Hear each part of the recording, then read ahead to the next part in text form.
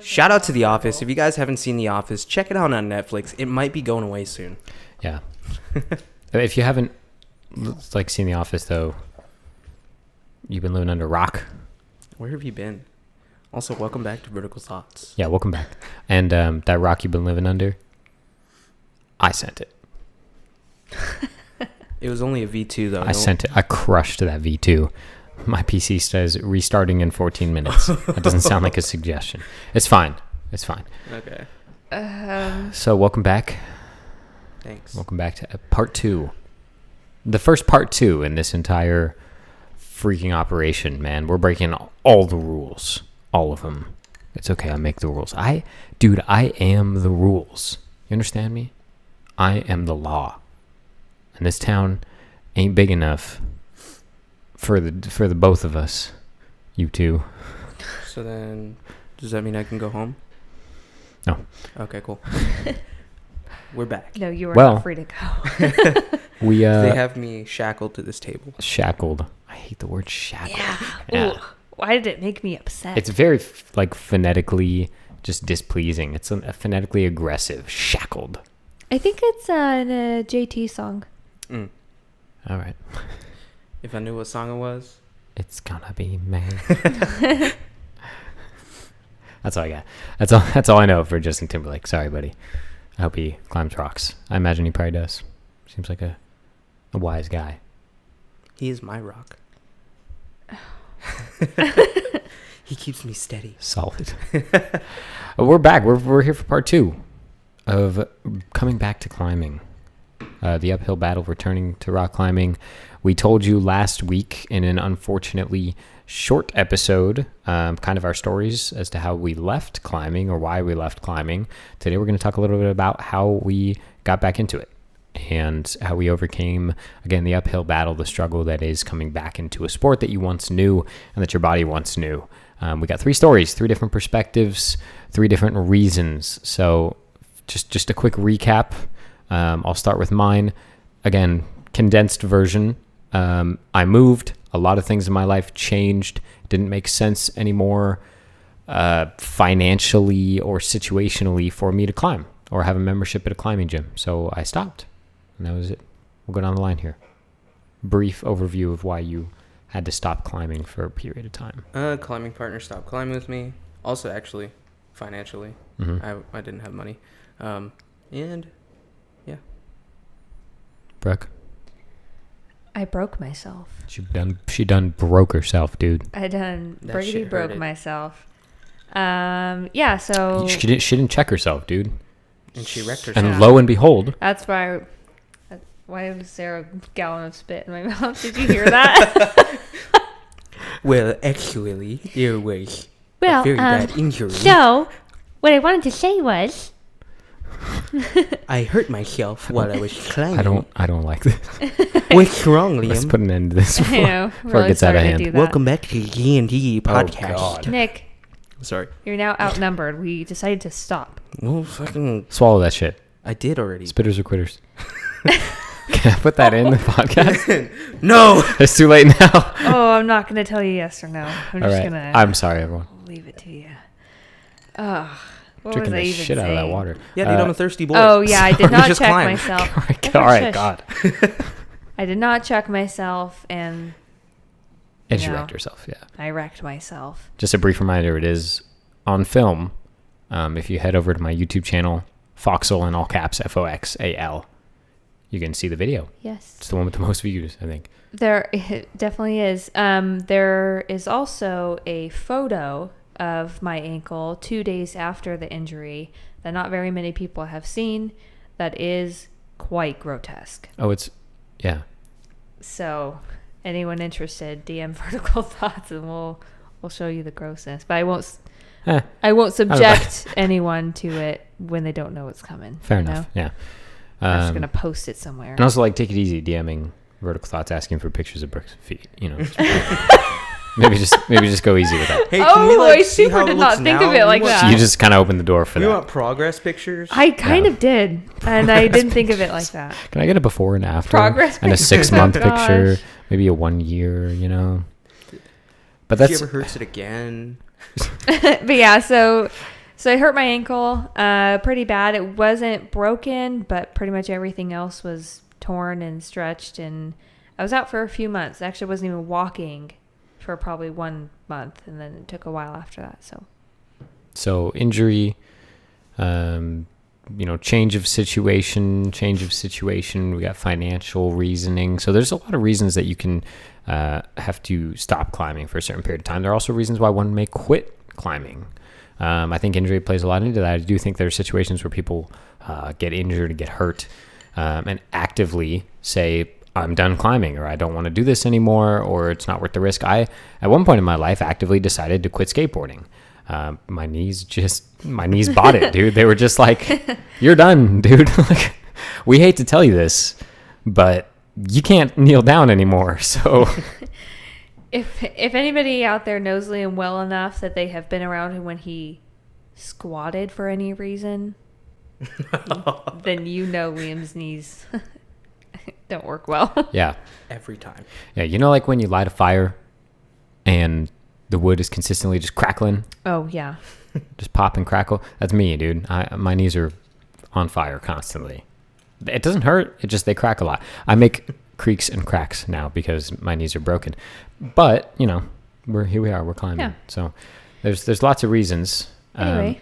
But the most important thing is that, if the situation allows, if the freaking, I don't know, if the universe decides it's okay, if your situation changes, things come back to center. For me, it just became a matter of, needing climbing back in my life. I needed the stability of it. And I needed, to be doing something active again. I had very little physical activity other than climbing. Before I was climbing, I played soccer and quit that and just wasn't doing anything when I wasn't climbing. So finally decided that I needed that back in my life. And so I came searching for climbing. And sometimes it works the other way. Sometimes you just end up, like Nick, you were saying, in your situation where you just were hanging out at the gym a lot and the people that you hung out with were there, and then it freaking plants a seed and that seed grows and it mixes with your seed and Don't. Why you gotta do me like that? sorry. Yeah, so if you find your way back, you will quickly find that getting back into climbing, while not the same as getting into climbing for the first time, I would say equally as difficult, or sometimes even more difficult in the case of like injuries, that kind of thing, the mental trauma that can cause. So Brooke's going to talk about that. And we're going to talk about, what we did, how we got back into climbing. The first thing that I want to say about getting back into climbing, and I mentioned this last episode, is that just drop your expectations at the door. I mean, you're not going to be how you were before. There are exceptions, of course, but you're not going to have the same power endurance. Your skin is not going to be accustomed to pulling on plastic. That's for sure. Your body, your muscles, your tendons, take it slow. I mean, really don't push yourself too hard. Don't expect too much of yourself. Something I was very guilty of when I got back into climbing was expecting too much of myself and my body too quickly and then being upset with the results that I was getting. I mean, my first few visits to Vital Climbing Gym here when I signed up for membership were rough, extremely rough. I was angry and falling off easy climbs, and my technique was suffering because I wasn't in the right headspace. I wasn't thinking about what I was doing. I also didn't know anyone, didn't have anyone to climb with. It was a brand new gym, and I had just signed up for it. I didn't have a friend that was like, hey, I climb at this gym. Do you want to come check it out? Nothing like that. I sought it out on my own and walked in and said, hey, I'd like a membership, please. So, I was lacking a certain stepping stone that is necessary to becoming a part of it. And one thing none of us can speak to specifically, but that a lot of people have told me, is that if you are a parent, children can be that stepping stone back into rock climbing. I've had several fans and listeners of the show tell me, hey, my daughter, hey, my son, hey, my kids got into rock climbing. I used to climb and now I'm doing it again and I love it and I don't want to stop anymore. So we'd like to represent that point of view the best we can. Of course, we don't have kids. We're going to be doing an episode soon with the parent of a rock climber. Hopefully we're getting that scheduled. Talking a little bit about that, but kids, friends, use other people to help motivate you to bring you back because it's hard alone. I mean, trust me when I say when I came back into climbing alone, very little progression was made until I met new friends, until I started climbing with people that were at Vital, with Nick and with my friend Nicole. And, you know, other people, they introduced me to other people, and then a couple people introduced themselves to me, and pretty soon I had a circle of friends that I was climbing with. And immediately the progression, I mean, the learning curve steepened 200% easy. I mean, I was making no progression at all, really weak, struggling on what I would consider to be easier climbs. And then all of a sudden I got people there with me working the same climbs I'm working, egging me on, and it just makes that much difference. And the same is true in the other direction. If you have someone to encourage, you know, if you're there with your children or with your friends that you brought in, you know, into climbing. When I first came back into climbing in Utah, I had friends to do it with me that did not climb at all. So they were like, "You're so good at this." And I was like, "Oh, no, Yeah. no, I'm the worst. I love don't that. look at me."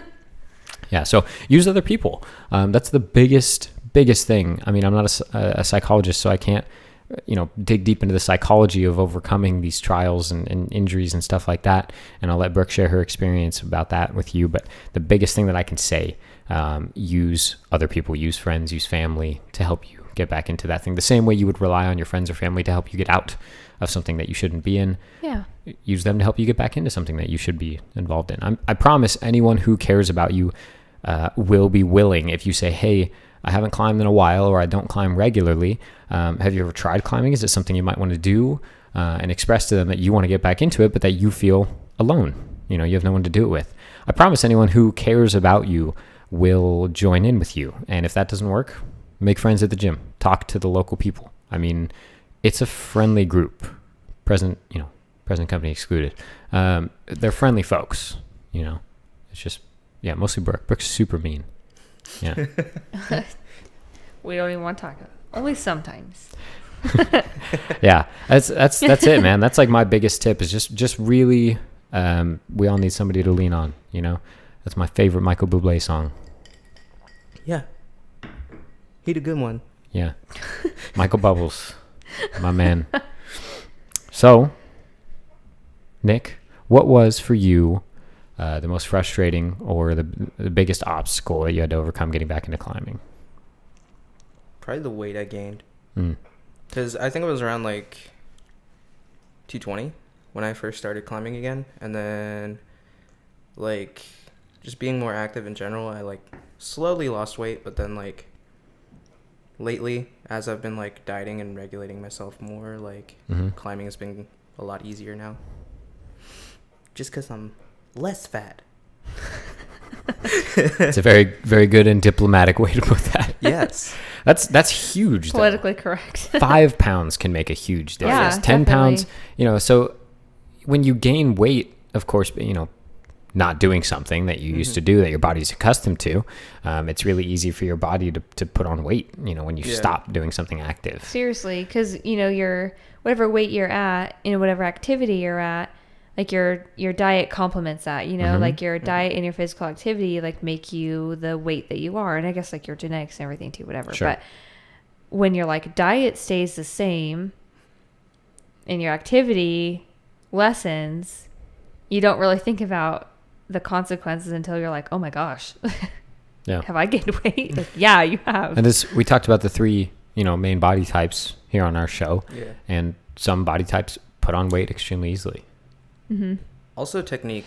That was a big thing that was like a little difficult, like to kind of get back. Because I mean, like I think last time you said it's like riding a bike, but I mean, if you think about it, like a BMX rider, dude who's like doing tail whips and shit, he's like bar spins. Yeah. I mean, if he stops Tail for a whips, couple bar years, spins. then Yeah. Yeah, he can ride the bike still. yeah. Yes, he can. But he get can't- on and push the pedals. He can't do a double backflip, Mhm. like, you know. So like, Do you think that person could, like, do you think their body understands the motion of the tricks that he was doing before? yeah. Just sometimes you forget. Yeah. I They're feel. definitely far Translating more it inclined. to your weird and feminine limbs. They're definitely far more inclined to like sticking the tricks and Learning say, it for the I first would time, right now yeah. if I got a BMX bike, I would break myself all over again. But you But, know what? yeah. I will check myself before I try to do some crazy stuff on a BMX bike. Sure. But yeah, so that person that had done it before is gonna, you know, get better at it a lot faster than someone new would. Mm-hmm. Yeah. Like, cause when I left climbing originally, I think I was in the harder 7 range, Hmm. and then I went 2 years of no climbing, not even thinking about climbing, Mm-hmm. you know, and I was in like the 2s and 3s range, Yeah. and my technique really showed for it because I was not doing well Yeah. till I started like slowing down and just being like, oh yeah, my foot needs to go this way, my body needs to go this way. Yeah. Yeah. So it's like you're being coached through the beginning, intermediate, and moderate, advanced techniques all over again. The only difference is this time the coach is yourself. You know the moves. You just climbing is a low percentage activity. So the moves you're doing, they're very minute and they're very semantical. There's lots of small, like intermixed, I guess, movements and body positioning and all that kind of stuff that if you don't, like you said, stop and take the time in the moment to think about, as you wouldn't, you know what I mean? When you first come back to climbing, you forget to just pause on the wall because your goddamn hands hurt so bad and your tendons are in pain. And so, so you can't pause and be like, what am I doing wrong? And I will say that is definitely something I lost when I stopped climbing, was my ability to critically look at my own climbing and break it down and determine failure. Why that's hard. Yeah. And you have to know yourself on the wall. You have to watch a lot of climbing really to be able to do that. Something that lately I've developed like a very acute ability to do is to know why I can't do moves. And honestly, it's been more beneficial than any other climbing skill I've developed, is just being able to pay attention to what's happening everywhere on my body and know why I can't do a certain move. Identify the failure and the cause and what has to be done. And honestly, that's something I just developed very recently. And I've been back into climbing for 3 years or so now. So, and probably in the last 6 months is when I've really noticed when I'll fall off a move, I will sit there and go, I know what happened. Mm-hmm. Every once in a while I don't. And then, if you want to see me mad, set a climb with a move that I can't do, but there's no reason I can't do it. Even I'm okay with like, I'm just not good enough. I'm cool with that. If I'm like, well, I'm not strong enough to do that move. For me, that's a good enough excuse. Like, train harder, pull harder. But sometimes, man, there's just a move. You're just reading it wrong or whatever. But it's just like, I can't do that. And I don't know why. And I want to rip those holds off the wall. That's me on every slab problem ever. Like, it could be a 2. And I would just like sit there like, this is harder than purples. This climb don't make no sense. This is like a V9. What is this? And then I watch someone else do it and I'm like, here, screw that guy. That guy's he's tall. not even cute. That guy's a mage. What? It's a nerd joke. Yeah. Okay. Whatever. But yeah, that's definitely true. Trust your instincts. You know what to do. It's just you got to learn how and when to do it all over again. The weird thing for me was that when I first got back into climbing, it was like easy for me to judge other people's technique, but then, my own was worse. Yeah. Come to find out. So that's tough. My leg cramped again. Do you need to like a massage or like some? Do you want me to? This is Liam's favorite day. Do you want me to call Daniel Woods and he can rub CBD oil all over your cramping leg and will you massage and then soak it in red wine? Back thigh? Your upper back thigh? Are you talking about your ass cheek? No. I believe we call that the bun. Will you do it? Your left bun. Will you be filling my Pinot? I'm gonna go stay at my mom's. You get the choice right now. Bring the cats. Either I do it or Daniel Woods does it. D Woods. Good. I might like punch you in the face with your microphone if you said me. If I had to choose between Liam and D Woods. What, dude? You can't just be stealing my made-up nickname that I gave to Daniel Woods. Oh, is that not like that's my thing? Public property? I don't know, honestly. I don't know. Daniel's pretty easy, so I think most people haven't had to supplement. Call him DW. Danny Dubs. Danny Dubs. I like that. Danny Dubs. Nice, because we got P-Rob and Danny Dubs, the USA Crushers from like 2014 comp if you guys circuit. Ever see Paul Robinson or Daniel Woods in person, right? Call him P-Robs, yeah, or D-Dubs. Yeah, they will think it's super cool. They'll be like, "This is the coolest guy I ever met." Exactly. This They'll guy love is. you. They'll instantly give you their phone number and want to hang out with you all the time. Yeah, Yeah. that is actually Sponsor. what happened to me with Paul Robinson. Epic. Not in person though. Yeah, Just virtually. Wow. virtually over email. Virtual thoughts. We're great friends, him and I. Virtual thoughts. Get out. Okay. By the way, I learned that there's a publication from Access Fund called, I don't remember what it's called. It was a vertical something. Someone who's listening to this knows what it is and is like, this guy's an idiot, the worst podcast host. Can you make a hot dog brand and call it Vertical Brats? No. Okay. Yes, I'll do it. Everyone knows Epic. that hot dogs are horizontal at all times. Shut the flip up. Back on topic. We're back after that brief commercial break advertisement for Daniel Wood. This episode's brought to you by Daniel And hot Woods. dogs. And hot dogs. Vertical Brats. Come to your local stores. Yeah. Trader Joe's mostly. Also coming to a gym near you is you, again, getting back into climbing. Do it. Get back into climbing. Brooke, hardest part about coming back into climbing for you? After injuring, again, a totally different scenario than ours. This is a hard question for me to answer because I feel like the list of struggles is very long. Sure. If I need to pick one, though, and I guess I can talk about, the others that I was considering, but if I were to pick one, it would be, I don't know if you heard the cat, but she just woke from a nap and it's very cute.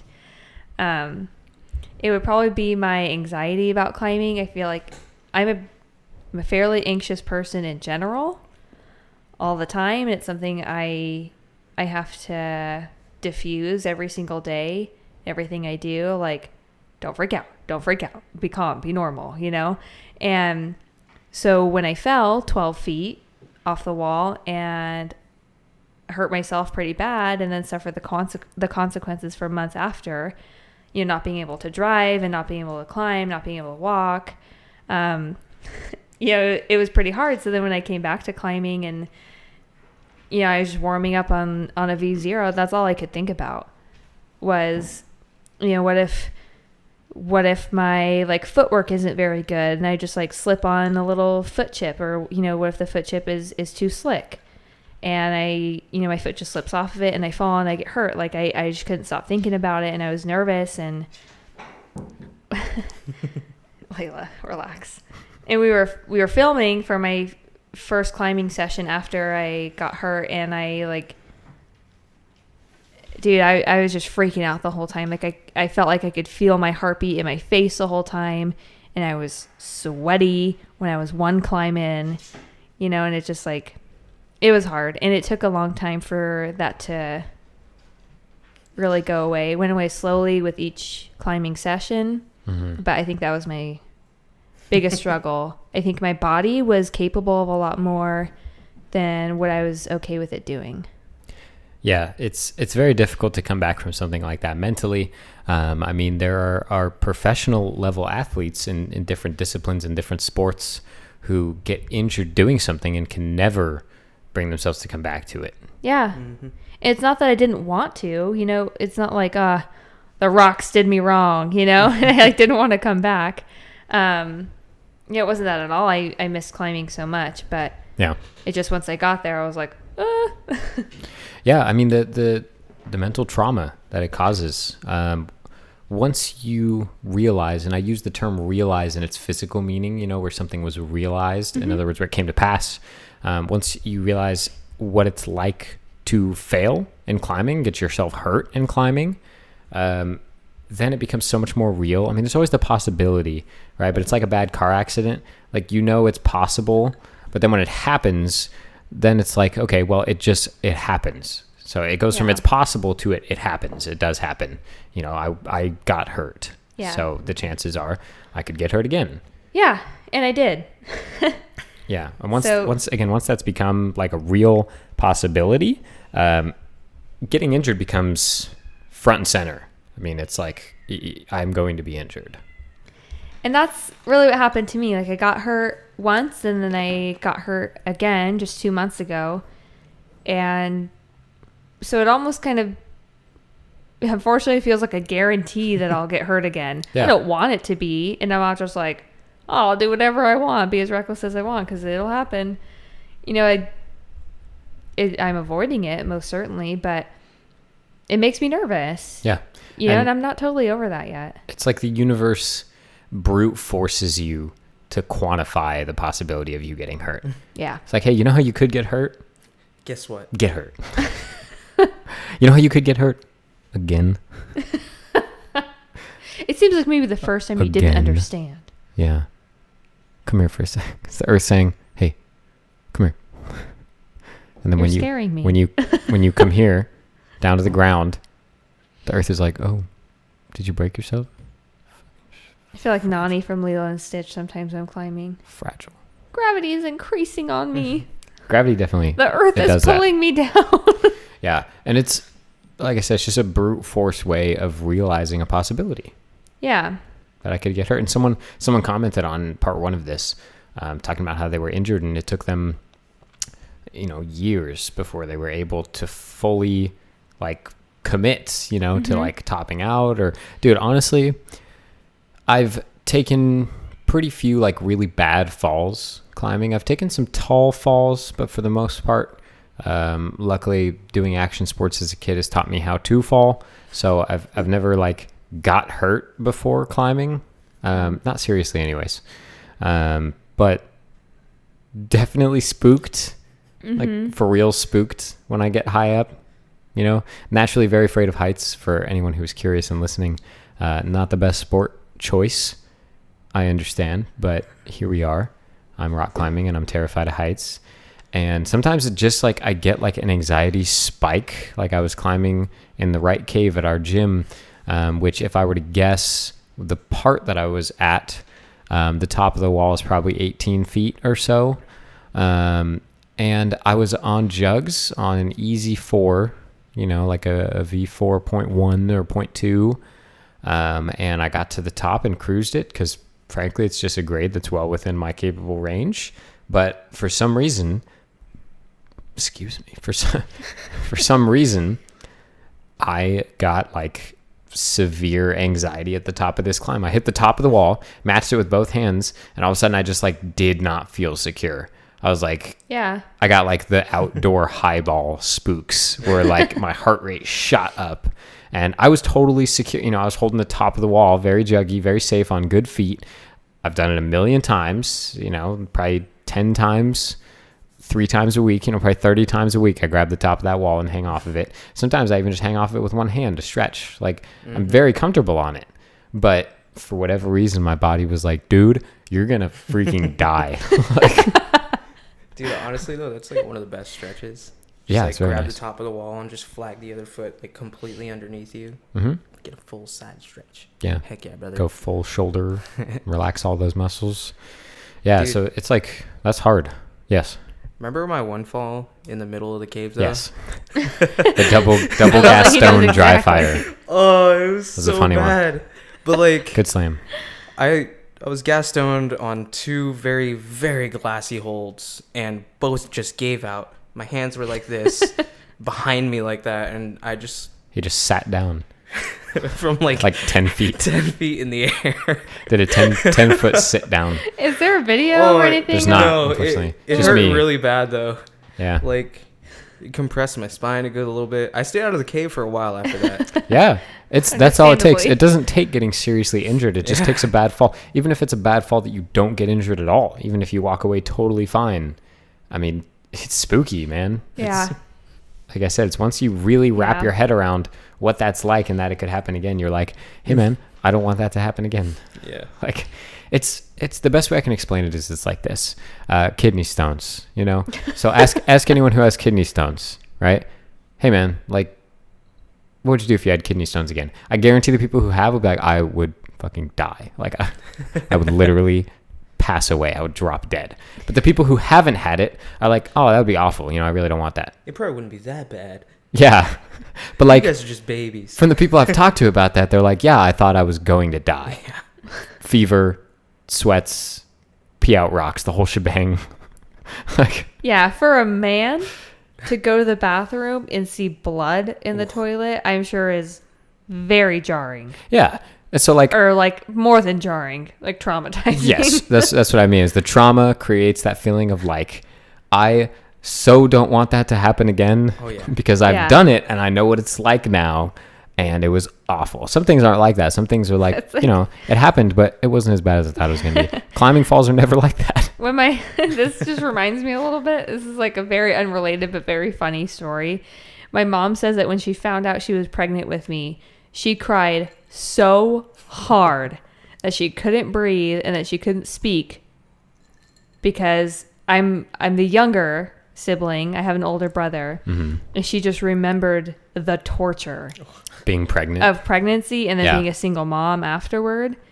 And she said like she almost threw up that she had cried so hard when she found out she was pregnant with me. But when she found out she was pregnant with my older brother, she was like, oh, well, this is, not what I had planned, and it's going to be hard. But then afterwards she was like, oh no. Yeah. Once you really wrap your head around it, once you've been there, you know the intricacies of it. And once you're back down, falling onto a crash pad outside off a highball, in that moment, it's just like, Yeah.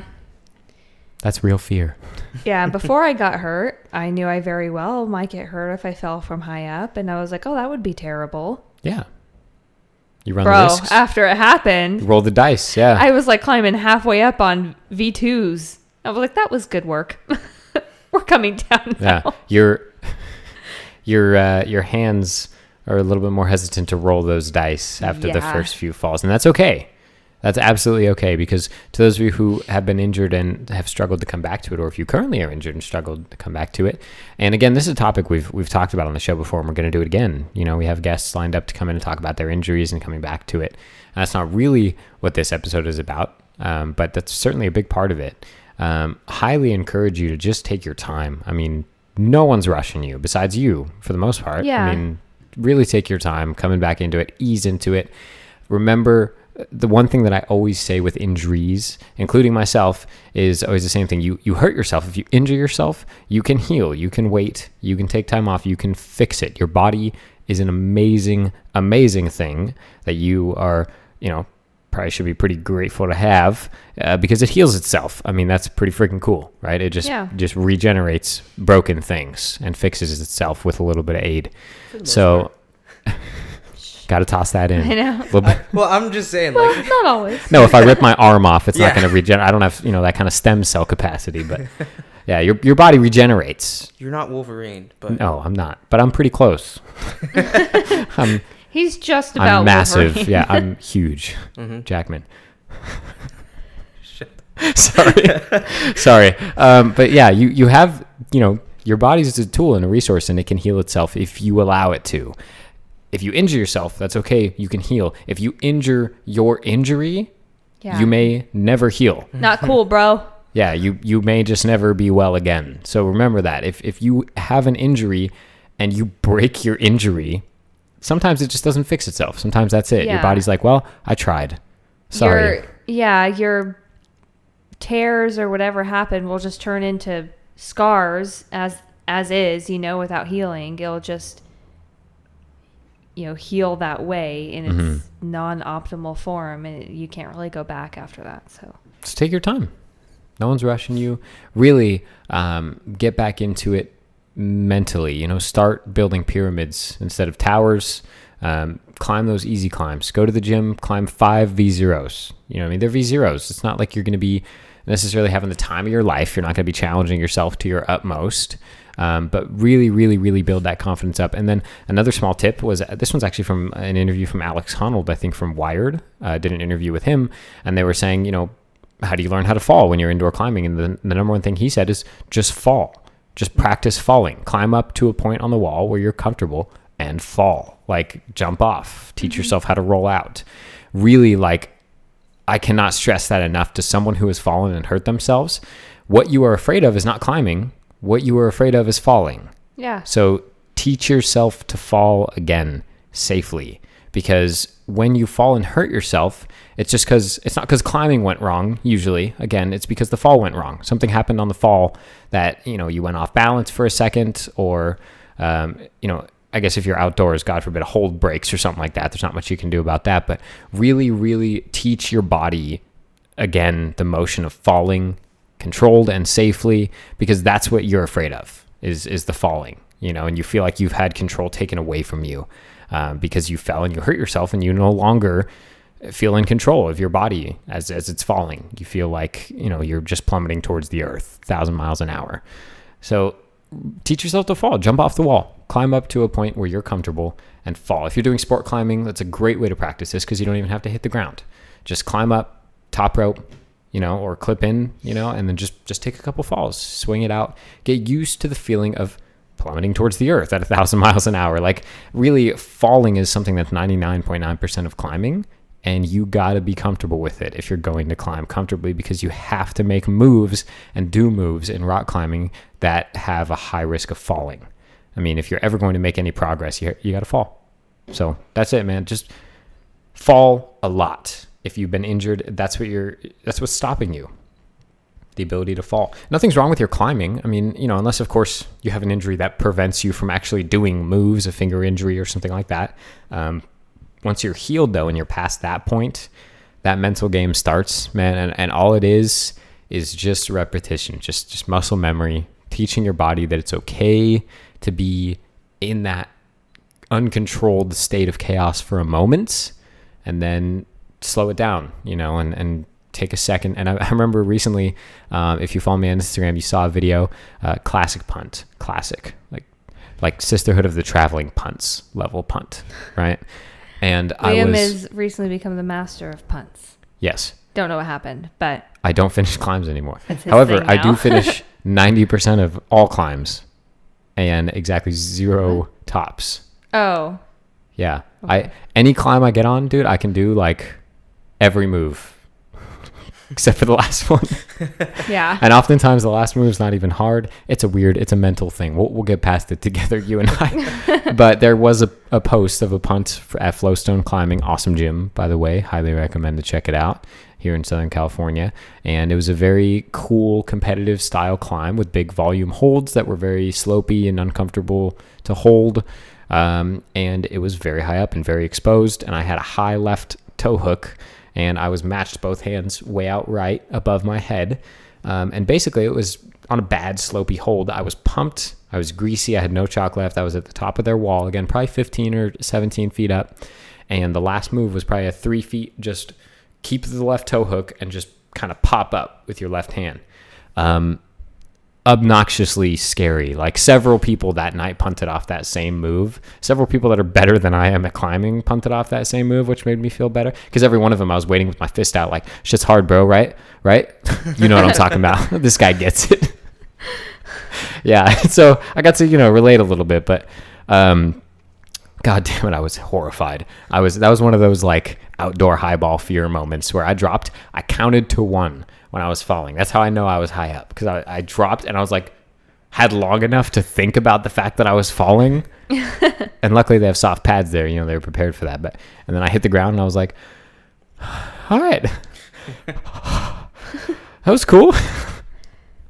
Ooh, yeah. And that was it. I mean, I fell, I got over it, but the possibility was there. And I remember very specifically being at that last hold and thinking of all the times that I've seen someone be pumped and greasy and out of control and throw for the top of the wall, including Brooke. And yeah, me. Yeah, throw for the top to try and finish a climb, because that's what you do in climbing. Yeah, you push I was yourself. feeling so good about it. I remember that moment.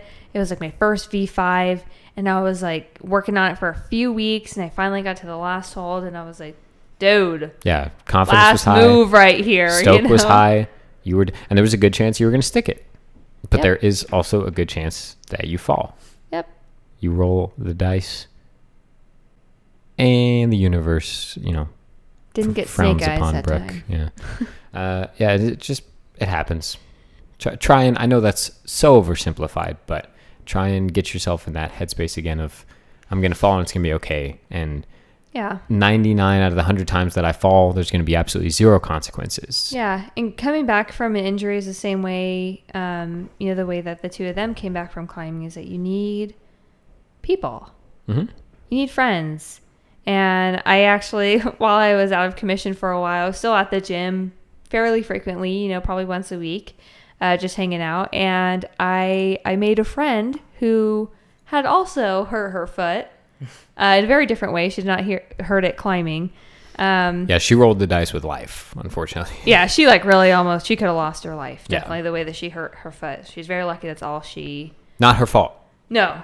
by the way. She was in an accident. she's so lucky that's all she walked away with. But we would sit with each other and elevate our feet and watch people climb, and it was super awesome, and we would really support each other and pump each other up about, I can't wait to try this one.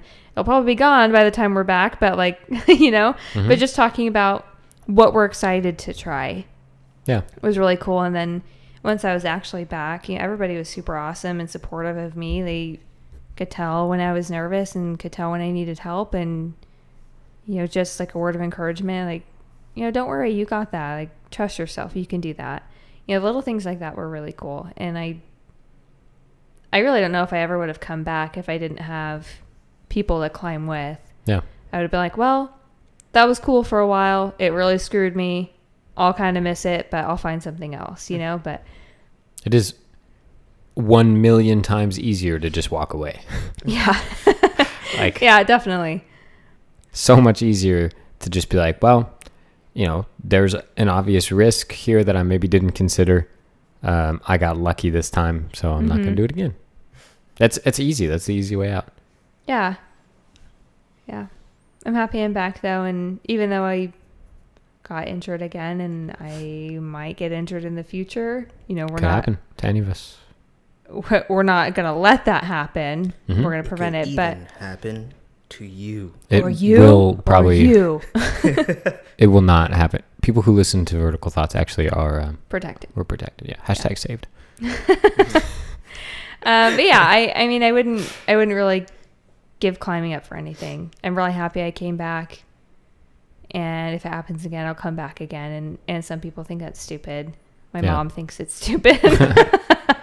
But I'm super happy. I'm gonna do what I can to prevent any future injuries. But I think it makes my climbing better. It makes it harder, but it makes me focus a lot more and on my technique and everything, and it helps me overcome all of my general anxieties, I think. So yeah, and I'll always be here. It's nice to win, so it's nice to come back into climbing and get good. Yeah, and be better than I was from before I got hurt. Yeah, I love that. That's a great feeling. Once I reached that point, remember I said I got hurt. The first time I hurt my ankle was when I was doing my first V5. Dude, after I came back and I, got more comfortable climbing and my anxieties went down and my muscle strength got better and my technique came back to where it was. Once I did a handful of V5s, do you have any idea how great that felt? I was like, oh my gosh, it was worth it, Not that if I would go back, I would make that same move again and get hurt. But it seemed like, everything I went through was over and it was fine and I was better than I was before and it felt really good. Yeah. Nick? I have a question for both of you guys. Friggin' lay it on me, big Heck boy. yeah, brother. Okay. Did either of you guys ever have any kind of frustration with yourselves when you were coming back to climbing? For instance, oh man, I used to be able to climb at this level, and I'm stuck on 3s and 4s. Mm-hmm. Yeah. Dude, if I didn't finish a 3, I would look around and make sure nobody was looking at me. I didn't want to, even though that's fine to be at that level. Yeah. You can, whatever level you're at, that's fine. You know, you're having a good time. You're not competing with anybody but yourself. So it doesn't matter what grade you're climbing. But the fact that I had been further than that and I just really couldn't bring myself to finish a climb, whether it was because I was nervous or because I just couldn't make a move. Mm-hmm. Dude, that sucked. Yeah. I felt so stupid. Absolutely. Yeah, because me personally, I'd be coming, I came back for 2 weeks and then I was just I suck. Yeah. This sucks. I suck. And then just thought it would be good. Yeah, exactly. And then I had friends that were just what are you talking about? You've been climbing for 2 weeks. You're on reds. It's V4 or 5. Yeah. You're doing great. It's Shut up. You don't know anything. Whatever. She's like, I guess. Yeah, thanks. Yeah, Thanks a lot. That's really nice of you. I definitely went through that. And I think everybody goes through that like on a regular basis. Yeah. You know, when we're just having a heavy day. Yeah, it's very frustrating. I mean, Mm-hmm. climbing can be frustrating in a number of ways. Gotta agree with that. You know, the harsh comparison, again, we talked about this on the show before, but that can be really frustrating. One, to see someone beat you, more or less. You know, we talked about this like with Kobe specifically, about being challenged by other people and what they're doing in the gym, and not necessarily wanting to be the best or wanting to be better than them, but, you know, being pushed to be better because of other people. Yeah. But, I mean, when it's yourself and you were good and now you're not good anymore. Yeah. That's rough. That sucks. That's extremely the feeling's frustrating. not great. Yeah. But push through that. And that kind of leads me into my next and final topic is passion, the passion for the sport, right? We're all motivated by something, for something. You don't do anything in your life without some kind of motivation, some kind of reason. And passion or faith, you know, are those kind of blind motivations where you can't really put a thing to it. You know, I'm not motivated by anything specifically, but I love this. You know, I'm about it. You know what I mean? Like, I like this. Yeah. I'm going to do it a lot. And what to do when you lose that passion? That's a question that I was asked in preparation for this episode, and that's very difficult to answer. I'm here, we're here, you're here because of a passion for rock climbing. And once you lose that, how do you take the long walk back? How do you get yourself to like something again, to love something again, to take into your life and make it a part of yourself, something that maybe has betrayed you, or something that you feel like you aren't good at or will never be good at, or something that is just, you feel like is a constant uphill battle. I only have one suggestion. I can say that when I stopped climbing, I did lose my passion for the sport. It wasn't on my mind pretty much ever. I stopped following it competitively. I grew to kind of even resent it a little bit because I never got good. Not as good as I expected to anyways. I expected, you know, I had a harsh comparison. I started climbing with two climbers who were climbing, you know, upper V grade stuff, you know, 8, 9, 10, you know, 6, 7 up in that range.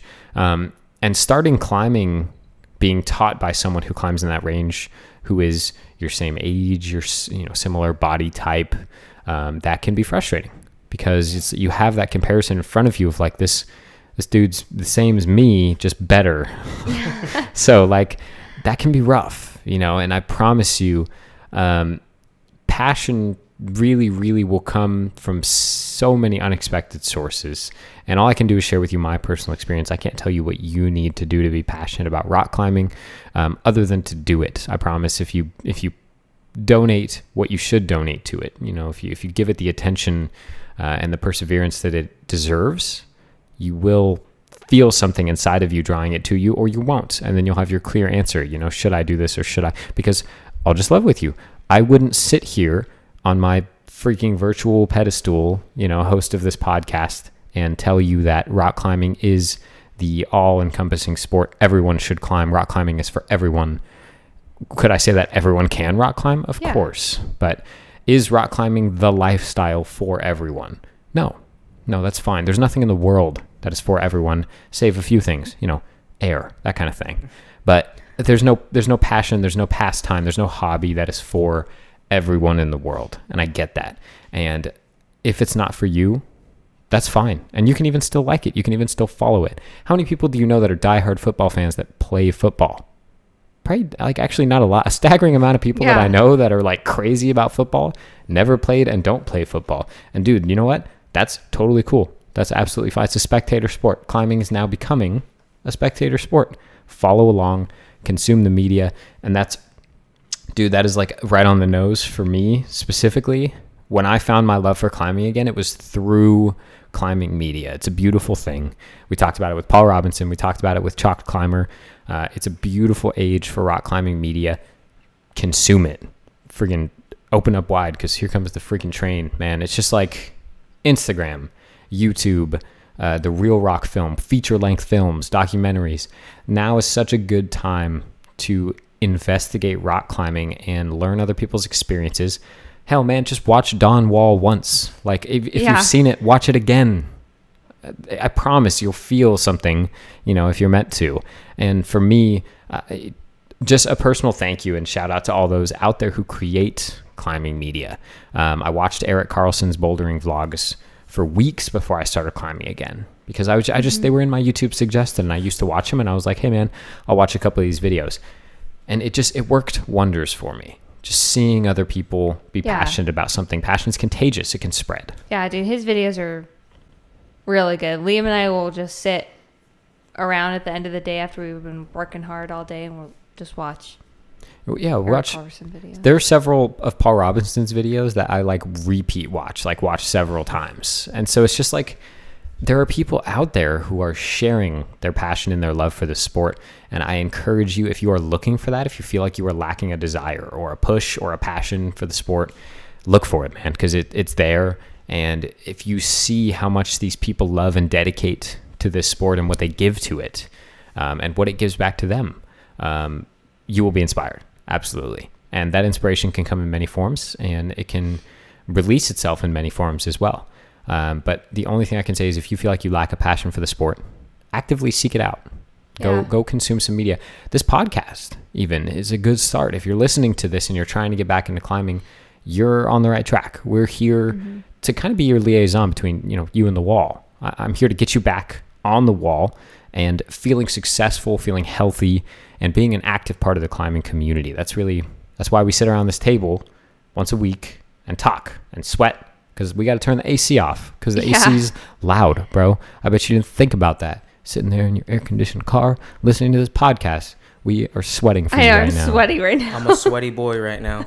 Yeah, we're very sweaty. And we do it I wouldn't pretend for the passion that this is hard. But we work really hard. I work really hard. Brooke, of course, because I'm working really hard, also has to work really hard, because when you are with someone and they're working really hard, you're like, slow down. What do I do? Yeah, you vicariously.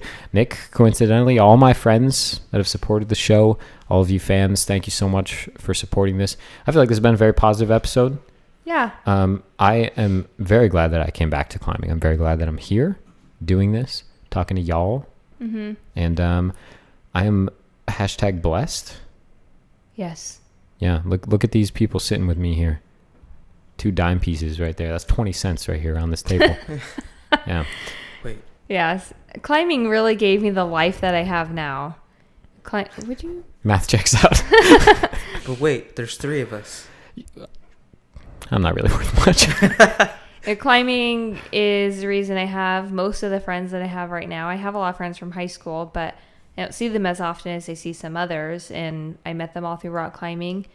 I met Liam through rock climbing. So, the reason we're together is because of the sport. The reason I live in this house is because of the sport, because I couldn't live here without Liam, and Liam couldn't live here without me. So, pretty much everything that is a source of happiness in my life in some way came from rock climbing. So, no matter what it does to my ankles, I will always come back. And from contributions from viewers like you. PBS. Thank you. That's true. I mean, Yeah. climbing giveth, climbing taketh away. Nick? So wait, you were saying your passion comes from climbing media? That's where it came from. Okay. Or came back from, I guess. That was my source of... While he was out. Yeah, regaining it after I lost it. I was passionate about it because I did it and tried it, and then I got really passionate. And then when I started climbing again, I didn't immediately feel the same push. And so that was where that came in, is watching, listening, learning, more about climbing. Mm-hmm. Really. I mean, you saw me the other day. We were up at Black Mountain. All I was doing was reading a guidebook.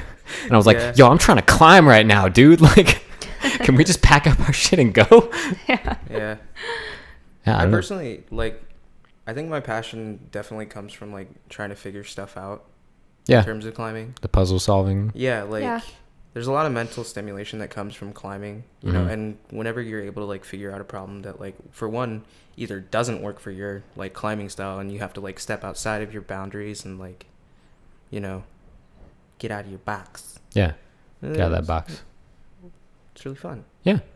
And it's rewarding. I mean, That's why I don't like beta sprayers. to complete, you're just walking into Nick's room while he's like 10 pieces away from finishing a jigsaw puzzle and just like sipping something out of a straw and just casually like, That's a corner piece right there. right there, dude, put that right there. And then just walking out, just walking away. And then as you're walking away, be like, I already did this puzzle. Or even worse, I as you're watched walking the smarter away, guy do this puzzle. This puzzle was easy. as you're walking away, just be like, I can't do that puzzle. I can tell you how to do it though. Yeah, so Oh this yeah, other even dude, worse. he put his foot on that piece right there. I saw this guy. He told me that's a corner piece right there. I saw him put it there. Do it. Did you see that corner piece? That's a corner piece, dude. Yeah, the puzzle solving, of course, is very rewarding. Brother, that's all curves. That's not a corner. It's a constant battle, but it is rewarding. So, I mean, fight through it. Really, feel free to reach out to us, either of us or the Vertical Thoughts, with any specific questions you have if you're struggling with getting back into climbing. But I guess to summarize the points that we've made, other people, is a big thing. Slow down, take your time. Don't injure yourself twice. Don't injure yourself, once either. But if you already did, Yeah. don't injure yourself twice. Rock climbing media or find your passion elsewhere. Whatever helps you get passion, because really you need to be passionate. Rock climbing is so failure intensive that you have to be passionate about it to be any form of successful about it. And I'll tell you what, the best, most successful climbers in the world fall 10 times more than you or I do. I promise you that. They don't just flash everything they try. The stuff they're doing is so hard and so complicated.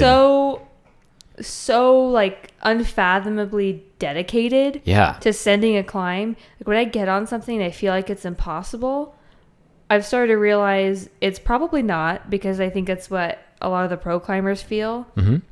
And then they just dedicate all their energy to it for a long time. Whether that be the full day that they're out there or like a year, months, when they keep coming back to it. And then they do it. So I'm like, maybe I should stick with things a little bit longer. Yeah. I think I've heard more like Adam Ondra screams of like disappointment. Oh yeah. Than like anything. He does power screams when he sticks moves. You should hear him scream when he falls. Dude. Yeah. Yeah, I mean, they fall a lot. Watch the documentary of Silence. Watch the documentary of the Lapnor Project, Burden of Dreams. Nale worked that climb, fell off that, like, bad falls where he didn't even look close to sending it dozens, if not hundreds of times. Same thing with the Sleepwalker video. These are boulder problems that the strongest boulders in the world are trying. And like 8 out of 10 tries, not even getting close to finishing. But all it takes is that one moment of magic where everything freaking aligns and you just do it, and that's all climbing is. It's just tying together these little nuances and little like low percentage movements. The upper end of climbing, I should say. The lower end's a little bit more controlled than this, but it's just making everything work once, and whether that is just once, forever, or, once now and once again later, if you repeat the climb, it's just making everything work one time. That's all you have to do. And that kind of takes the pressure off of it. Is I only have to do this once, I only got to make this work one time, and all the moves just have to come together right. But I mean, think about stuff like that. How many times you saw Nale's butt hit the freaking ground at the bottom of Burden of Dreams? You know what I mean? But we all fall. They fall probably more than we do, but they're still the best at it. Mm-hmm. It's the passion, 100%. It's the passion. The passion is, I'm very gassy. The passion is why they train. The passion is why they get strong. The passion is what pushes them up the wall past every single hold. Mm-hmm. I mean, if they didn't love what they were doing, they wouldn't be doing it. No one does climbing for the money. Like, it's not one of those things you do. You might get paid later, but it's after you're already one of the best. You don't become one of the best like for money. Like my job, as much as it pains me, they pay me well. It's for money, yeah. And I will always show up every day. Got to make money, yeah. Because sometimes they're like, hey, we're going to start giving you more money. And so I will always be around because it might happen again, All right, fine, I'll come tomorrow. Whatever. Sure. Yeah. Yes. So that's never going to happen with climbing. Yeah, it doesn't work like that with climbing when you're having a hard time with it, when you can't send your project, or when you feel like you're at a plateau. It's not like, well, but I get money for doing it. Like there's really no other motivation other than I want to be better at it, and I love it very much.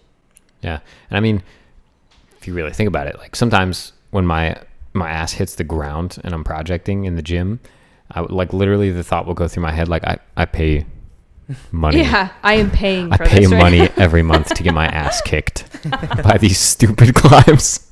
They're not stupid climbs. I like them. But that, you know, that kind of stuff goes through your head. So just kind of work through that stuff slowly. But I mean, I got to cut this off because we're getting a little long, but this is good stuff. I know. And again, feel free to ask us. We'll have more episodes about getting back into climbing after injury specifically. Stop pointing at me, dude. You know how aggressive that is right now? You are aggressing me. At least he's only pointing with one finger. I feel aggressed. You know, actually, also, one thing I wanted to bring up is, like, Yeah? if you're ever, like, losing your passion, like, why are you looking at me so intensely? I'm listening to you. Anyways, Isn't it scary when he does that? yeah, he's a scary man. I like it, though. Oh, God. I'm horrifying. One of the things I found, like, can help a lot, like, with, like, if you're starting to, like, lose your drive or anything like that, just a change of scenery. Like, go to another gym. Yeah. Go outdoors. That's a good tip. That's a good tip. Go Good tip. go Something somewhere that new. interests you a little bit more, maybe. Yeah. What? Try something Something new that while climbing. interests you a little bit more. Well, I meant, like, keep climbing. Climb. I think you guys are saying the same thing. I think we are. Yeah. That wrecked me Go for a to second. I a, was yeah, like, go to a new crag or try something new. It's all love. It's all love. It's all. I couldn't think of anything better to say than that. I've been watching a lot of Netflix. That's it, man. That's all we got. We're going to talk about this more. If you have any Yeah. questions, feel free to message either of us. You've heard all our stories, so if we have awoken something deep inside you, if you relate to any of our stories, feel free to ask us questions. Thank you for listening, truly. I mean, Yeah. lately I've been thinking a lot about it and getting good feedback from people, emails and DMs, and for me, just a staggering amount of feedback. When I started this, I make this a habit. When I started this, I had no expectations going into Vertical Thoughts. I didn't expect anything. I was just like, maybe a couple people will listen to this locally, and I get to make shirts with this cool logo on it. It's a win-win, right? But really, it's taken off, and there's a few things about it that have been really cool for me. One of them has been me being able to see the brand build itself and the community build itself, and you guys being able to find solace in being, together as the Vertical Thoughts community. That's all I want. This is not me. This is not about me. This isn't about Brooke or Nick or anyone who comes on the show. Vertical Thoughts is about you. This is about the listeners. Vertical Thoughts is not me. I am not the brand. Vertical Thoughts is a community. It's the space in which we exist, and we are inviting you to be a part of it. And there's so much more to come, and I'm very excited for the future and what it holds. And I've never been more optimistic about something that I'm doing myself. And it's been a long, and for me, both financially, just an investment of time, opportunity cost, it's been a long journey for me up to this point. And I often feel spread pretty thin doing the Vertical Thought stuff along with working full time, and stuff at work has been crazy. So I apologize for, last week being a little bit of a shorter episode. And I just want to thank everyone for being patient with us. And no one, and I repeat, no one was like, hey, this episode was only 25 minutes. What's up? Not a single person. I was like embarrassed to put it out. I was like, This is the short, but it just, shit happens, man. And we get behind and we only have a little bit of time, but we want to give you guys something to think about. Mm-hmm. So today we were able to kind of break into that a little bit more, and I'm really grateful for that. I want to take this opportunity to announce a few things about the show after thanking you all for listening. Season 1 is going to be coming to a close. I recently announced that Vertical Thoughts is going to be operating on a season-by-season basis, which I had not previously planned, but it no longer makes logistic sense for me to have one episode a week, 52 episodes a year, because there's no logical break for me to catch up if I ever get behind.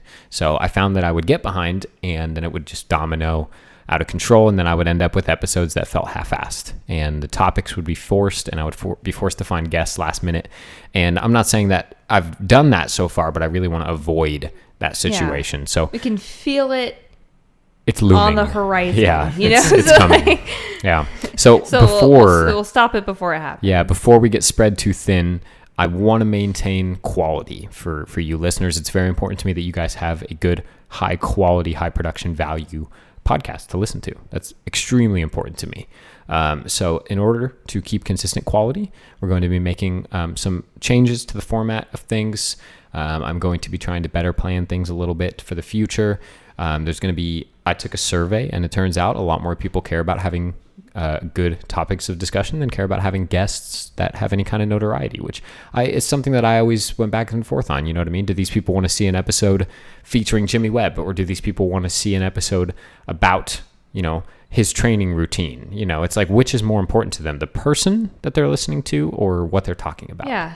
Do you want your skincare line to work really well, or do you want Justin Bieber to tell you it works really well? Yeah. So we're going to continue to reach out to different climbers and have guests on the show. And if you're listening and want to be a guest on the show, of course, feel free to reach out to us, because we're definitely open to the possibility. But there's going to be a lot more episodes of the people here that you've seen on the show discussing topics that you want to hear about, because I'll be damned if that's what you guys don't freaking love, man. That's the most feedback I get by far, the episodes where it's just us just talking about, the climbing. Isn't that crazy? Rock climbing, to be specific. Rock. And then I thought about it after I made the joke. I don't want to bag on the people that have big names, Oh, absolutely not. Not even close. Yeah. They got there because they're great at what they do, because they know a lot about it, and we would absolutely love to have them on the show. Right. But we also, that's not what, the thing that people come here for. It's the reason why is more important. To me, the Paul Robinson episode was a perfect episode because he's one of my favorite professional climbers. He has good name recognition, and you all know, Paul Robinson. But also, the dude's crazy passionate about rock climbing media, and he produces it, and he had a lot to say about it. And so for me, I got a lot of good feedback from that. And we're going to try to keep that same pace, where I will never throw a name or a person at you without any kind of good discussion. So that's what we're here for, is good rock climbing talk. Yeah, actually, Can you not point at me every time you got to say something? I didn't point at you. I pointed at the laptop. Difference. Got him. But actually, no, the Paul Robinson episode was one of my favorite episodes, and this may be blaspheme, but I've never heard of Paul Robinson. That's fine. You don't really follow climbing. Yeah, I never follow. I haven't started following. I didn't start following climbing until last year. Yeah. So I mean, now you know. Yeah. He actually had a lot of good stuff to say. Smart dude. Yeah, dude. Strong climber. Smart boy. Yeah. Good boy. Oh, absolutely. Got weird. But that's, truly, that's what's going to be from now on. It's just, not from now on. It's been like that, but I want to make sure you guys understand that we're keeping the standards high. I never want to just verbal diarrhea, for you guys to listen to. So do you have a time estimation on the closing of season 1? Season 1 will be closing the last Wednesday of October. That's October 30th is the last Wednesday. There's going to be a double episode that week. There's going to be one on Monday as per schedule for normally, and then there's going to be one on that Wednesday, which is the 30th. Is that going to be a spooky episode?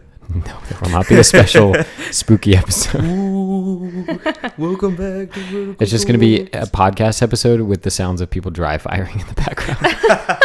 So scary. That's going to be torturous. I will have nightmares. Yeah, so there's going to be a 2-episode week coming up here. There are 8 Mondays left from in between now and the end of October. So expect 8 new episodes, I think, including this one. So this episode, since you're listening to this, and 7 new episodes plus the 8th on that Wednesday, October 30th. Or the Thursday, the 31st. I haven't decided yet, but either way, end of October, we're going to be wrapping up season 1, and it will be wrapped up, and you will not have new episodes from us November and December of this year. We're going to be taking the holidays off because, again, logistically, it doesn't make sense really to be making weekly episodes during that time when I know we're not going to have time. It's also going to give us time to allow you guys, the listeners, to catch up on episodes that you haven't listened to yet. Go back, listen to the stuff. There's a lot of good stuff on here. There's a lot of freaking episodes. This is 27, I think. So catch up, on what you haven't listened to. And it's also going to give us time to do other things outside of this studio, to build the brand in other ways and go visit other gyms and promote, vertical thoughts and build it into stuff and workshop new ideas. And I promise you, when we come back for season 2 at the beginning of next year, it's going to be bigger and better than ever. So I'm looking forward to it. I think it's going to be a very positive thing. Let me know how you guys feel about it. You going to miss me? That's all right, dude. I get it. I won't miss him. Listen, we can Neither still will I. talk, like we can be friends. Well, okay, kind of be friends, but like, what are you guys looking at? What if we're already friends? Mm. We're in a group chat. Yeah, but I mean, like, I'm in other group chats too. Oh, shit. That's freaking it, dude. That's it. Thank you for listening to today's episode. I'm excited for what the future holds. I hope you guys are excited along with me. We'll see you guys next Right. Monday. I'm excited. Freaking 9 a.m. Nick's excited. I'll see you there.